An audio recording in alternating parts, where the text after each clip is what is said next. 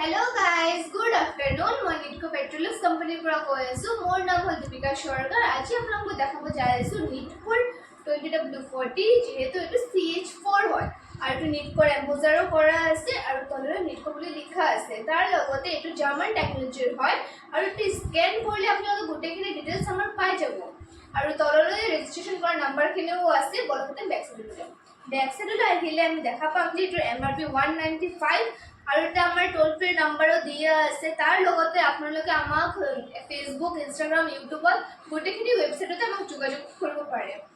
এটো 500 ml আৰু গোটেইখিনি সাইজতে আপোনালোকে अवेलेबल পাব। বলতে আমি অইলৰ কোৱালিটিখিনি চাই লওঁ।